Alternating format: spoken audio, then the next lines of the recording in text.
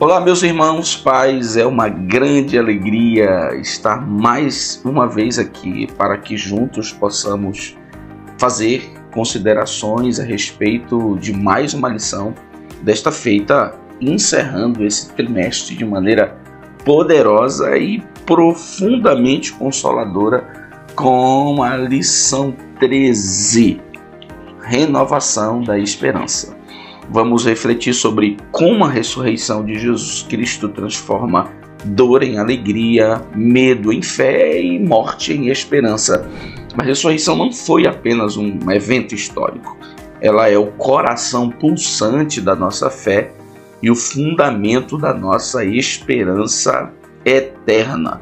Ao longo desta lição veremos a esperança cristã como não uma utopia ou ilusão.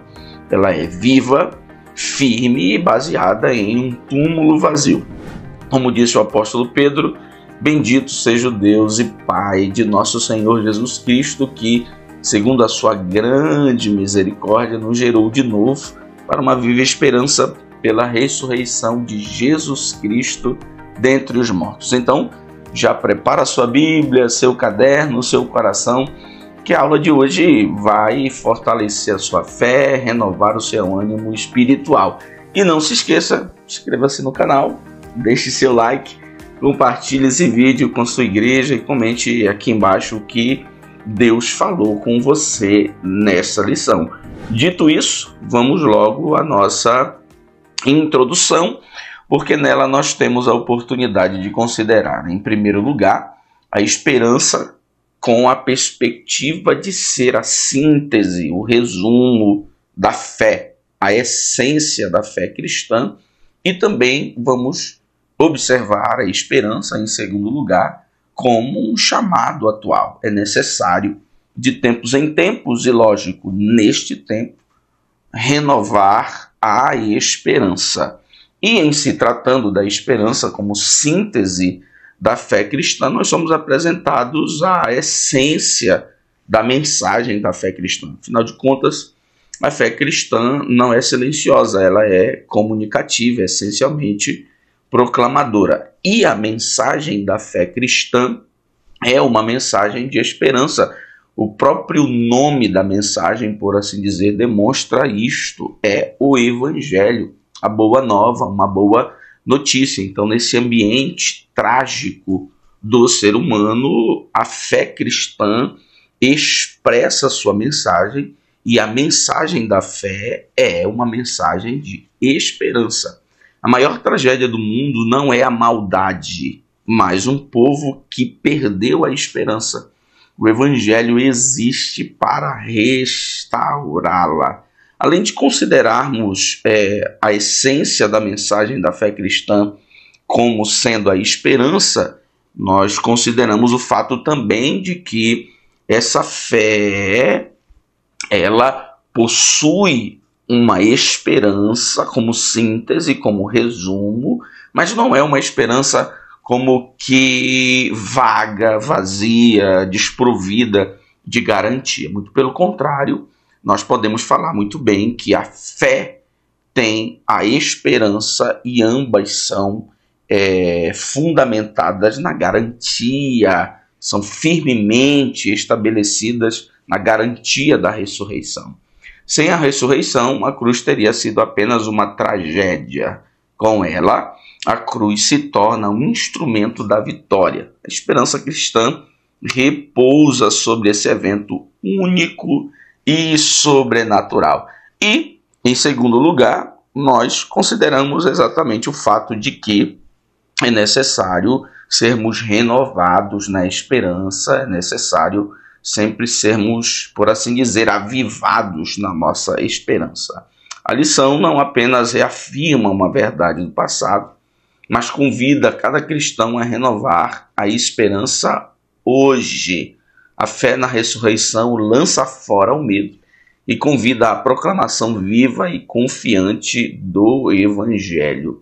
Apesar de termos recebido a esperança, apesar de sermos convencidos de que a mensagem esperançosa da fé é garantida, é firme na ressurreição de Jesus, nós ainda estamos envolvidos nessa realidade da tragédia humana, com todas as suas maldades, com todos os seus prejuízos. Isso, sem dúvida nenhuma, impacta a nossa esperança. Dito isso, nós somos lembrados a renovar a esperança, e esse renovo da esperança requer, sem dúvida nenhuma, um olhar para a cruz e, especificamente, um olhar para dentro do túmulo vazio, como fizeram os 2 discípulos, e reconhecer que Jesus ressuscitou, e essa é a garantia da nossa esperança. Dito isso, vamos ao nosso primeiro ponto, a aparição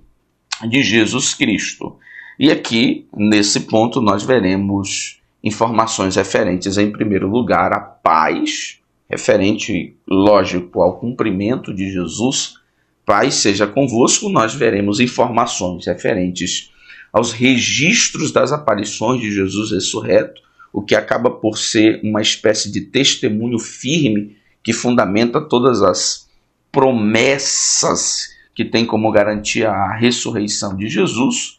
E veremos, em terceiro lugar, as 3 preciosas lições da aparição de Jesus. O primeiro subponto: paz seja convosco. Mesmo com o sepulcro vazio e o testemunho de Maria Madalena, os discípulos ainda estavam reclusos, com medo e céticos. E aqui nós nem precisamos nos dar ao trabalho de lembrar de maneira detalhada o fato de que o testemunho das mulheres não tinha alguma validade. Portanto, o que as mulheres, ou Maria Madalena, na perspectiva joanina, diz, não muda a situação emocional drástica em que os discípulos estão inseridos, em que os discípulos estão envolvidos. E isso, sem dúvida nenhuma, explica, entre outras coisas, a necessidade de uma intervenção sobrenatural a fim de que essa condição emocional seja de uma vez por todas mudada. E aqui nós temos como uma manifestação sobrenatural capaz de mudar essa circunstância emocional a aparição de Jesus. Jesus aparece no meio, na sala, no quarto, no compartimento onde os discípulos, com medo dos judeus, estavam guardados. E a palavra de Jesus é: paz seja convosco. E sobre esse paz seja convosco, nós precisamos considerar, em primeiro lugar, que paz seja convosco é mais do que um cumprimento, é uma bênção, é uma concessão, é o compartilhamento de uma graça de Deus. Essa saudação de Jesus é mais que um cumprimento, é uma concessão real de paz messiânica. Não é como se fosse: olá, tudo bem? Como vocês estão? Que alegria revê-los. Bom dia, boa tarde, boa noite. A palavra de Jesus, o cumprimento de Jesus é mais que isso. É o compartilhamento de uma graça abençoadora.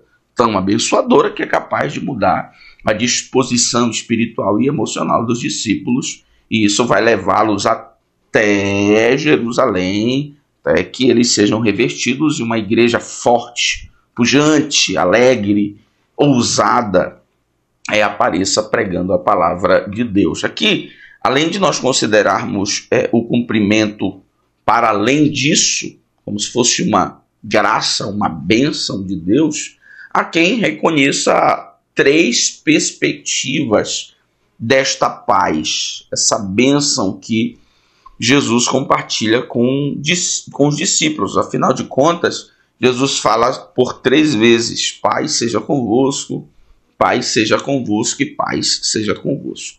Nesse sentido, se pode considerar que, em primeiro lugar, paz seja convosco pode se tratar de uma paz teológica. Jesus, por sua morte e ressurreição, reestabeleceu a paz entre Deus e o homem. Paz seja convosco pode fazer referência ao reestabelecimento, à reconciliação que Jesus na morte na cruz e na ressurreição, garantiu entre Deus e os homens, assumindo, portanto, com eficácia o seu papel de sacerdote, de mediador, de reconciliador. Hoje nós temos paz.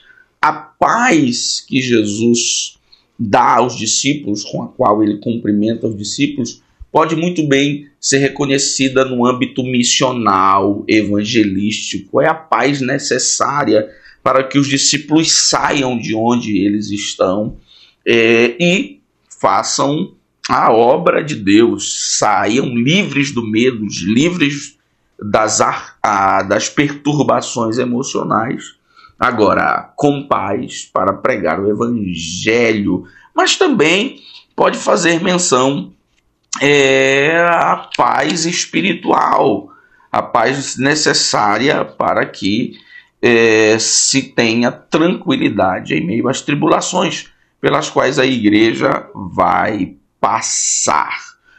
A visita de Jesus, por ocasião deste cumprimento, que é mais do que um cumprimento, também não foi apenas uma visita, mas uma revelação triunfante. Cristo, mesmo que as portas estejam trancadas, sua presença vence não apenas os obstáculos físicos, mas as barreiras da alma. Jesus entra, mesmo que as portas do recinto estivessem trancadas. Isso já demonstra triunfo, isso já demonstra uma nova e poderosa realidade, além do que as palavras de Jesus e a experiência que os discípulos naquele momento terão com Jesus demonstram que a visita de Jesus é mais que uma visita, mas uma revelação carregada de significados da majestade, da glorificação, do triunfo de Jesus, o que impacta positivamente, poderosamente, é um marco, é um divisor de águas do ponto de vista espiritual e emocional para os discípulos. Portanto, Pai seja convosco é mais do que um cumprimento, é uma bênção, e a visita é mais do que uma visita, é uma revelação triunfante. Segundo subponto, o registro das aparições de Jesus ressurreto. O registro das aparições de Jesus ressurreto vai se mostrar extremamente importante, e isso é percebido especialmente quando Paulo tem a necessidade de converter, eu diria assim, a fé dos coríntios na ressurreição de Jesus, visto que, influenciados por certas heresias, especialmente gnósticas, e eles não acreditavam na ressurreição corporal de Jesus. O apóstolo Paulo, no capítulo de número 15 da primeira carta aos Coríntios, discorre no sentido de convencê-los de que Jesus ressuscitou. E o argumento, dentre outros, mais importante que Paulo elenca, que Paulo apresenta em 1 aos Coríntios 15, é exatamente o registro das manifestações. Mas aqui nós veremos que o registro das manifestações do Cristo ressurreto pode inclusive manifestar, por exemplo, cuidado pastoral e confirmação, renovação da comissão, ou seja, do chamado, da vocação para pregar. Ou seja, não foi apenas aparições para dizer, olha, eu estou vivo, eu não disse que reviveria, estou aqui, toquem, vejam. Não é algo como que alguém prova que aconteceu, mas é para além disso. As primeiras aparições de Cristo, por exemplo, podem ser vistas pela perspectiva do cuidado pastoral. Nós percebemos Jesus dando ênfase às emoções dos discípulos, se revelando no sentido de manifestar cuidado, de manifestar e compartilhar com eles esperança. Após ressuscitar, Jesus iniciou um período de 40 dias em que apareceu aos seus discípulos, fortalecendo-lhes a fé e preparando-os para a missão. Esses encontros não foram meras visões, mas manifestações reais e físicas do Senhor ressuscitado. Então, foram 40 dias de manifestação de cuidado pastoral e de confirmação da vocação, do chamado para a pregação do Evangelho. Nós nem vamos considerar aqui as relevâncias teológicas dessas aparições, que, entre outras coisas, demonstram que não se trata de um Cristo fantasma ou de uma aparição espiritual, mas era uma manifestação real e física. Jesus, em primeiro lugar, se manifesta para Maria Madalena, junto ao túmulo, manifestando cuidado. Jesus se apresenta a outras mulheres que voltavam do sepulcro. Jesus se apresenta a Pedro, e aí tem naturalmente um tratar específico, eu diria assim, de Jesus com Pedro, um tratado pastoral. Jesus se manifesta aos 2 discípulos no caminho de Emaús, e Jesus depois se manifesta, se revela novamente aos discípulos, agora com Tomé presente, e tem um cuidado, um trabalhar, uma experiência pastoral novamente com Tomé. Essas aparições revelam cuidado pastoral de Cristo, que não apenas vence a morte, mas se revela aos corações aflitos, oferecendo paz, certeza e missão. Maria Madalena está aflita, as outras mulheres estão aflitas, Pedro está aflito, os discípulos, os 2 do caminho de Emaús, estão decepcionados, os discípulos reunidos, muito embora já tivessem visto Jesus, mas entre eles agora está Tomé, com um problema em relação à fé. Então, todas essas primeiras aparições manifestam cuidado pastoral. E as aparições posteriores, elas, além de confirmarem a ressurreição, elas servem também para confirmar a vocação dos discípulos. Jesus aparece aos 7 discípulos junto ao mar da Galileia, realizando o milagre da pesca abundante, e há uma orientação de renovação de chamado, especialmente para Pedro: vai e apacenta as minhas ovelhas. Jesus se apresenta aos apóstolos e a mais de 500 pessoas de uma só vez. Jesus se apresenta a Tiago, seu meio-irmão, que posteriormente lideraria a igreja em Jerusalém. Por fim, manifestou-se durante a ascensão no Monte das Oliveiras. Depois, é claro, de entre outras coisas, dizer aos discípulos que eles seriam revestidos com poder e seriam testemunhas tanto em Jerusalém como Samaria e até aos confins da terra. Manifestações de Jesus, não se esqueçam disso, não são manifestações como que com o propósito de passar na cara dos incrédulos, demonstrando certo tipo de prova de que o que ele disse era verdade, mas elas são conduzidas por um cuidado pastoral e por um propósito de renovação da vocação para a pregação do Evangelho. Em terceiro lugar, preciosas lições, e aqui nós temos 3. A primeira delas é que a reter que a ressurreição de Cristo representa o ponto culminante da fé. A primeira lição a reter é que a ressurreição de Cristo representa o ponto culminante da fé.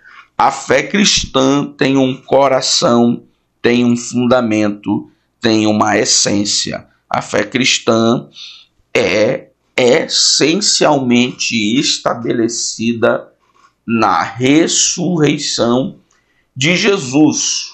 Isso fica mais claro quando nós observamos do ponto de vista da nossa salvação. Nós éramos mortos e agora nós temos vida. Essa vida de Cristo em nós tem como garantia a sua vitória sobre a morte. Ele vive.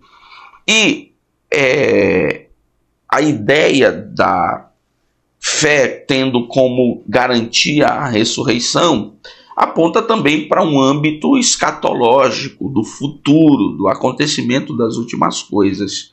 Nós seremos, se vivos, glorificados, teremos uma nova vida, e os mortos ressuscitarão e também serão glorificados. Esta esperança tem uma base, tem uma garantia, a ressurreição de Jesus. Por isso nós podemos reconhecer como primeira lição o fato de que a ressurreição é o ponto culminante da fé cristã, a fé envolvida no aqui e agora, e a fé que aponta para o futuro tem como base a ressurreição.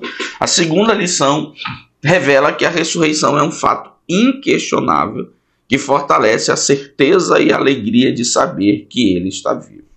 A ressurreição foi a declaração de Deus de que Cristo havia pago plenamente a penalidade pelos nossos pecados. Se Cristo não ressuscita, nós não teríamos evidências, nós não teríamos provas, nós não teríamos garantias do que a sua morte na cruz não foi uma encenação, não foi um martírio, não foi uma espécie de simbologia. Se Cristo não houvesse ressuscitado, sua morte seria, no máximo, a expressão de um amor heróico. Mas Jesus ressuscitou. Jesus ressuscitou e agora nós temos a certeza de que a morte de Jesus teve mesmo o propósito de, pagando a nossa dívida, compartilhar conosco de maneira segura as bênçãos da salvação. Jesus ressuscitou. Isto é uma declaração de que tudo o que nós devíamos, por assim dizer, foi pago plenamente. A terceira lição diz respeito à renovação da esperança e à promessa da ressurreição dos mortos com Cristo. A ressurreição é o começo do novo homem, o protótipo da nossa transformação futura e a certeza de que a morte não tem a última palavra. A morte não venceu Jesus. Jesus venceu a morte com o corpo glorificado, uma nova substância de existência. Nós viveremos a mesma experiência. A morte não terá a última palavra sobre as nossas vidas. A morte não determinará a eternidade do nosso corpo. A última palavra é do Cristo que venceu a morte. A garantia é o Cristo que venceu a morte. A última palavra é de Jesus. A ressurreição de Jesus é um tipo da nossa própria futura ressurreição. É um exemplo, um modelo. O corpo ressuscitado de Cristo é a antecipação do que os crentes também receberão. Então esse é o nosso primeiro ponto, que considera o Pai seja convosco como mais do que um cumprimento, a aparição como mais do que uma visita. As aparições de Jesus em dois momentos para pessoas diferentes nesse espaço de 40 dias manifestam o cuidado pastoral e a confirmação e renovação do chamado, da vocação, da comissão e as três lições que podem ser apreendidas, compreendidas destas aparições. A ressurreição é o ponto culminante da fé cristã. A ressurreição é um fato inquestionável que fortalece a certeza e a alegria, e a ressurreição é a garantia da nossa eternidade. Dito isso, vamos ao nosso segundo ponto, a aparição de Jesus, esperança e plena alegria. Aqui, em primeiro lugar, nós veremos o medo dando lugar à esperança.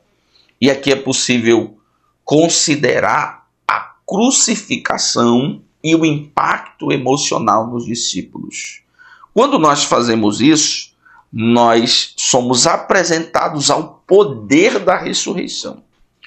como os discípulos eram antes e como os discípulos se tornaram depois da ressurreição.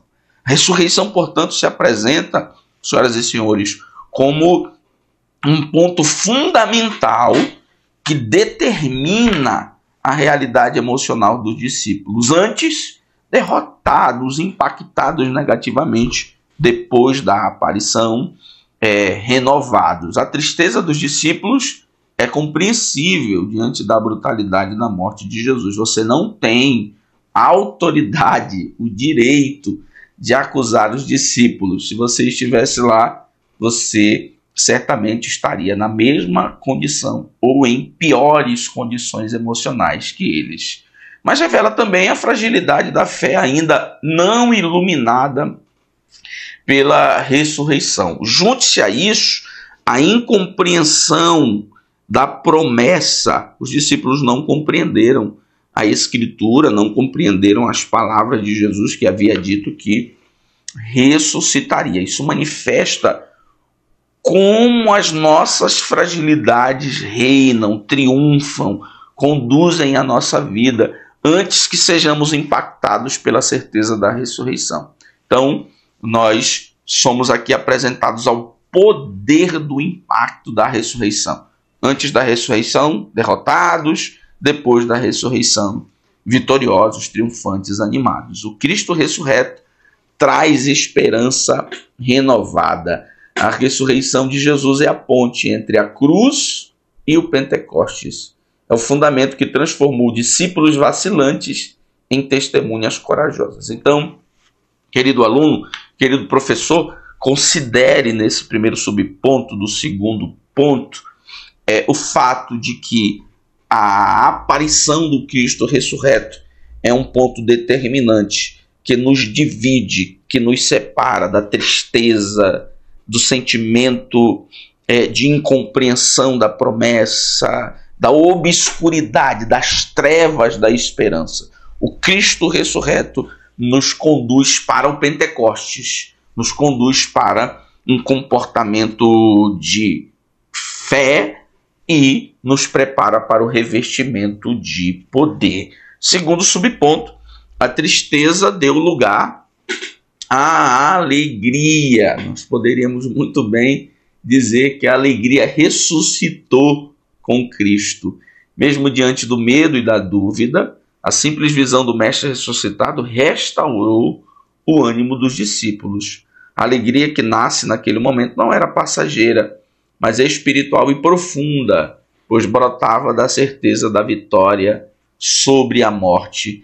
E aqui nós podemos falar desta alegria em termos escatológicos, falar desta alegria em termos expressivos, eu diria assim, alegria de proclamar ou alegria proclamadora, e nós poderíamos falar aqui da alegria em termos de compaixão, alegria compassiva. A alegria em termos escatológicos é explicada no seguinte: a alegria dos discípulos ao verem o Senhor não era apenas emocional, mas escatológica, uma antecipação da alegria do reino que se manifesta desde já em Cristo ressuscitado. É uma certeza de que no futuro vai dar certo. Certamente, o que impacta emocionalmente, somente hoje, as nossas vidas é a incerteza do futuro. Quanto mais nós pensamos no futuro, a depender das nossas circunstâncias emocionais, nós podemos, inclusive, provar do amargo sabor de sermos tomados pela sensação, pelo sentimento da ansiedade. Não há alegria para algumas pessoas quando elas são convidadas, por assim dizer, a pensar no futuro, a pensar nos seus últimos dias. Mas os discípulos e a igreja, os cristãos, eles possuem a certeza de que no final, no âmbito escatológico, nós temos alegria, vai dar certo, porque Cristo ressuscitou. Nós poderíamos falar dessa alegria em termos, como eu disse, de expressão, de proclamação. A presença do Senhor ressuscitado transformou uma sala trancada num santuário e os corações temerosos dos discípulos em testemunhas corajosas. Do silêncio à proclamação. Da fala baixinha para que ninguém ouça e encontre o esconderijo, à fala pública, por exemplo, de Pedro para uma multidão. O medo dos judeus cede lugar à coragem que proclama para judeus, para etíopes, para pessoas de todas as nações debaixo da terra, como nós somos informados por ocasião da pregação de Pedro em Atos. Então a gente pode falar dessa alegria em termos de proclamação, a alegria que encoraja os pregadores da palavra. E nós podemos falar dessa alegria em termos de compaixão. A presença de Cristo muda a tristeza em alegria. Ele não apenas mostrou suas mãos e o lado como prova, mas mostrou que, mesmo após a morte, continua sendo o nosso Salvador compassivo. Essa alegria demonstra, revela, não apenas um Cristo que triunfou sobre a morte e que poderia muito bem dizer, se virem aí, eu já fiz o que tinha que fazer. Afinal de contas, eu venci a morte. Quem quiser que lute as suas lutas. Não, nós estamos falando do Cordeiro. Nós estamos falando do sumo pastor. O Cristo ressuscitado não deixa de ser compassivo. O Cristo ressuscitado, ele não compreende a vitória sobre a morte como um fim em si mesmo. A vitória sobre a morte é compartilhável, é abençoadora, é consoladora, é compassiva. Por isso ele vai ao encontro dos discípulos. Poderia não fazer, como quem compreende que já fez o que tinha que fazer. Então a alegria pode ser vista do ponto de vista escatológico, pode ser vista do ponto de vista proclamador, pode ser vista do ponto de vista da compaixão. Terceiro subponto, esperança e alegria. E aqui nós vamos ver a esperança como não uma emoção ou um sentimento ocasional, assim, que não tem fundamento, mas como uma virtude cristã essencial. E a alegria como fruto da presença de Cristo. A esperança como virtude cristã essencial nos leva a pensar que no contexto da ressurreição de Cristo, essa esperança ganha um novo significado. Não é uma expectativa vaga, mas uma certeza viva de que Deus cumprirá suas promessas. A esperança cristã não é otimismo, mas a certeza fundamentada no caráter de Deus e no fato histórico da ressurreição. Quando nós consideramos que a esperança não é otimismo, do ponto de vista da fé cristã, nós somos lembrados que a esperança cristã ela não está muito aí para as circunstâncias que envolvem o ser humano.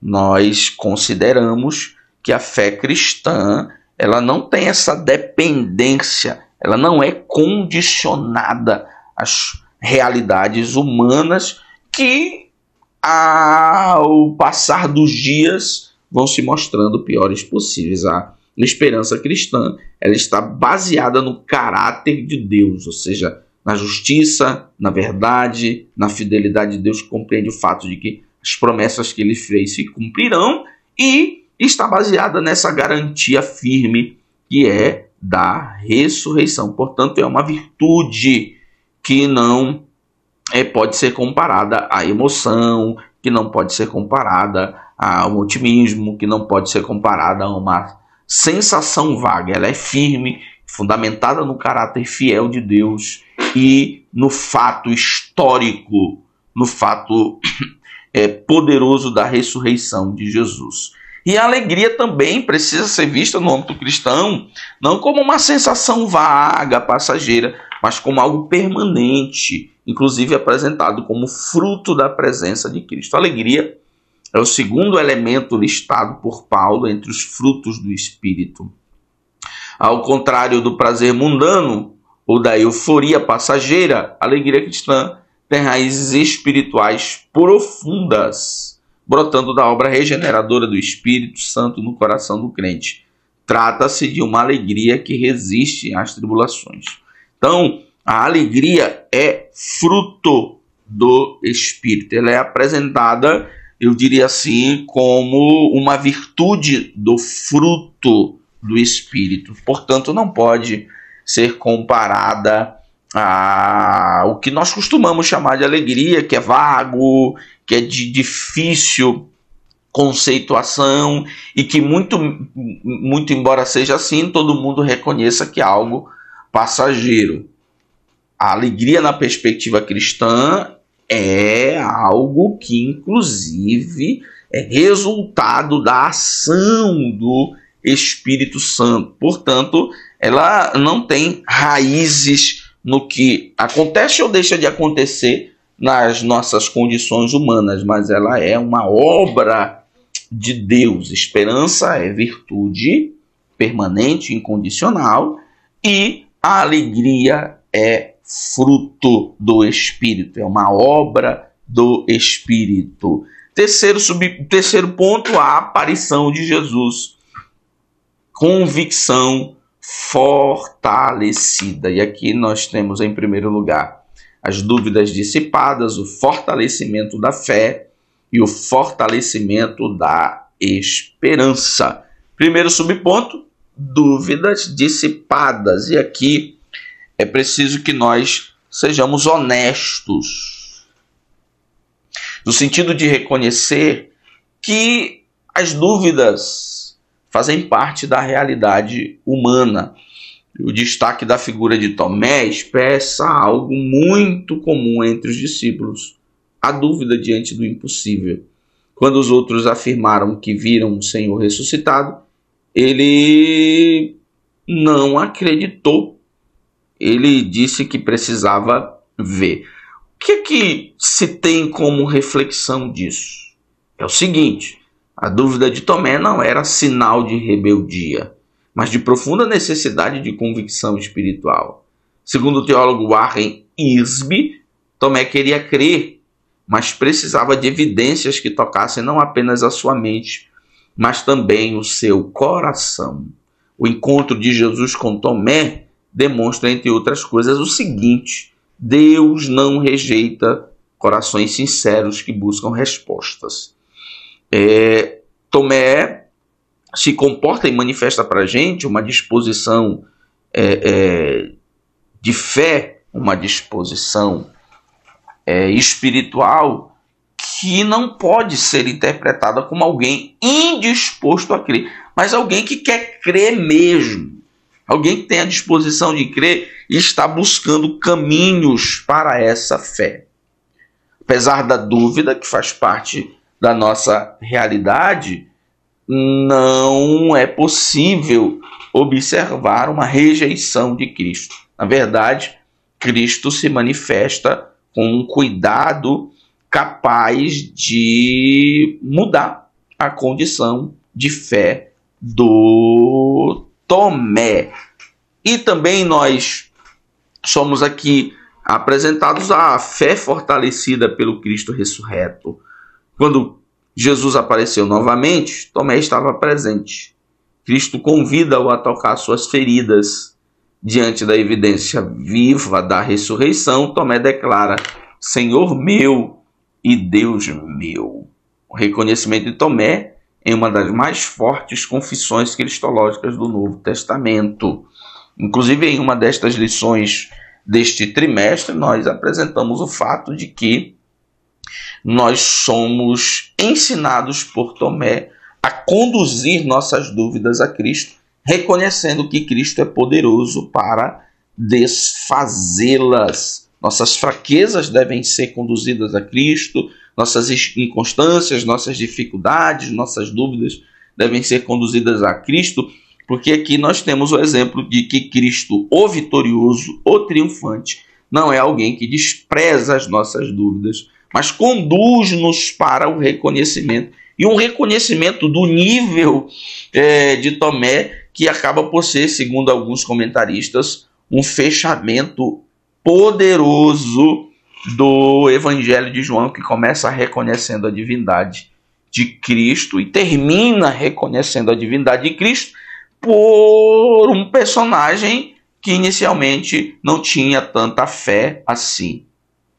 Tomé declara e faz uma expressão de grande valor teológico que, de uma vez por todas, exalta a divindade de Jesus. Agora, nesse contexto de glorificação, Senhor meu e Deus meu. Segundo subponto, fortalecimento da fé. De cético a crente, aqui nós temos a transformação de Tomé. Tomé passou da dúvida à convicção após um encontro direto com Cristo ressuscitado. Isso, a experiência de Tomé, o poder de transformação que a ressurreição, que o Cristo ressuscitado exerceu sobre Tomé, continua exercendo sobre o pecador. A expressão de Tomé, Senhor Deus e Deus meu, é uma das mais complexas confissões da Bíblia, completas confissões de fé da Bíblia, reconhecendo a divindade e o senhorio de Jesus. A manifestação do Cristo ressurreto ao pecador continua fazendo confessar a divindade e o senhorio de Cristo, Senhor Deus e Senhor meu e Deus meu. Essa declaração resume a resposta que todo crente deve ter ao se deparar com a realidade da ressurreição. Cristo é Deus e Cristo é o Senhor. Craig Kinner comenta que a resposta de Tomé é uma proclamação cristológica que une o reconhecimento da humanidade e da divindade de Jesus em uma só frase. Ao longo da história da igreja, muitos céticos e agnósticos como Tomé tiveram suas dúvidas desfeitas após uma experiência profunda com Cristo. Terceiro subponto, fortalecimento da esperança. E aqui nós somos apresentados à esperança com essas características escatológicas.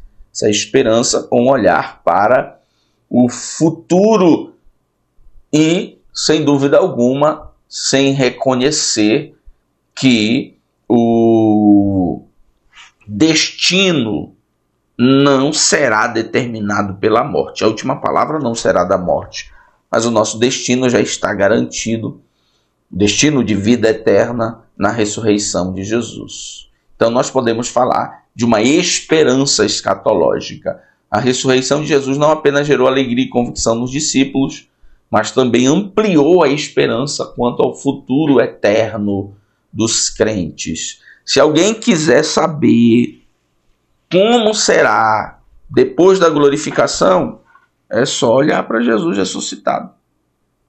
Como ele se relacionou com os discípulos, como ele se alimentou, como ele falou, como foi as aparições.